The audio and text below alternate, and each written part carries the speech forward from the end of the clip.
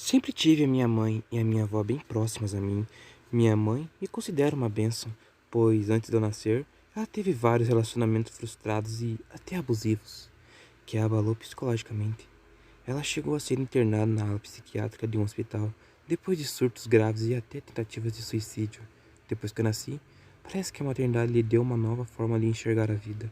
Apesar dela ainda ter pequenos surtos e chorar aos cantos sem motivos de vez em quando, é muito menos do que antes. Nos últimos meses, nem tenho percebido. Bom, é o que minha avó dizia, né? Falando nela, tenho que dizer que não está mais entre nós. Minha avó já vinha apresentando um problema grave de saúde e, infelizmente, nossos recursos haviam se esgotado e tudo que tínhamos feito não surtiu efeito positivo. Talvez a melhor coisa a se fazer nesse caso é deixar acontecer de forma mais natural possível. Sei que ver alguém que amamos partir é algo difícil de lidar e aceitar, mas deixá-la ir quando não há mais nada a se fazer é a coisa mais sensata. Alguns dias depois, minha avó se foi. Eu era bastante apegado com ela. Como eu disse, fui criado praticamente por ela e minha mãe. Sempre ia até ela pela manhã tomar café e conversar. Ela sempre fazia eu me sentir bem quando eu precisava. Minha mãe foi a que mais se abalou com a sua partida, tanto que preferiu deixar o quarto da minha avó do jeito que ela deixou, sem mexer em nada. Alguns pertences pessoais também foram deixados dentro do quarto, como uma forma de manter a memória da minha avó ainda viva. Achei-o um tanto quanto desnecessário, pois ela já estava viva em nossa mente, como as lembranças e nas fotos que deixara.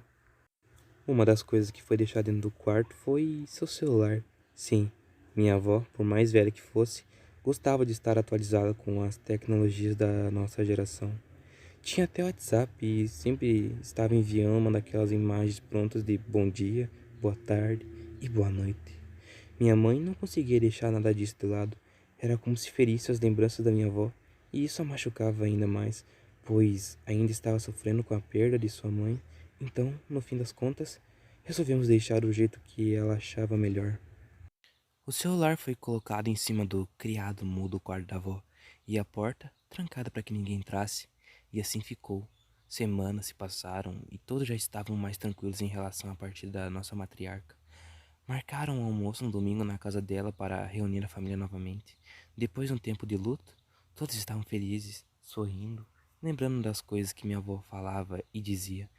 Era bem comunicativa e extrovertida, sempre estava nos fazendo rir. Enquanto meus parentes conversavam, fui até a sala para ver o que meus primos estavam fazendo. Ao passar pelo corredor em frente à porta do quarto dela, ouvi seu celular tocar. Parei e encostei meu ouvido na porta com esperança de estar enganado, mas não estava. Seu celular tocava sem parar e cada vez mais alto no criado mudo, então me deixou assustado, pois o meu celular havia sido desligado e retirado o chip de dentro.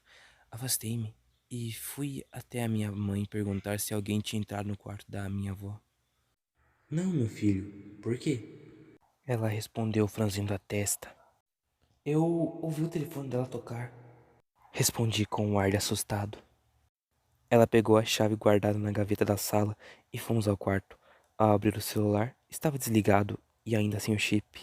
Minha mãe deduziu que eu havia ouvido algum celular perto, mas eu tinha certeza que o som vinha de lá de dentro.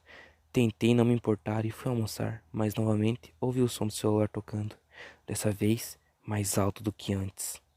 Era uma melodia triste e meio sombria. Não era o toque que minha avó costumava usar. Notei que apenas eu estava ouvindo, pois ninguém me confirmou quando eu perguntei. Terminei de comer e fui novamente até a porta do quarto. É, realmente o som vinha de lá. Peguei a chave escondida da minha mãe e entrei no quarto, fechando a porta atrás de mim. O telefone vibrava e acendia o LED, repetidas vezes, enquanto tocava aquela música estranha e distorcida. Aproximei-me e a música parou, dando lugar a um som de estática. Olhei e havia um número desconhecido chamando, mas isso não era o que mais me apavorava, pois por mais que ele tivesse ligado sozinho ou algo assim, era impossível de receber qualquer tipo de ligação sem um chip. Tremendo, peguei o celular e toquei no ícone verde para atender a ligação. Um erro fatal. Ao colocar no ouvido, o que saiu do outro lado foram gritos de agonia e uma voz baixa que eu tinha certeza que era da minha avó pedindo ajuda. Soltei o celular assustado e quando virei para sair dali, ele novamente começou a tocar aquela melodia sombria e estranha. Virei lentamente e era o mesmo número desconhecido. Peguei o celular novamente, atendi.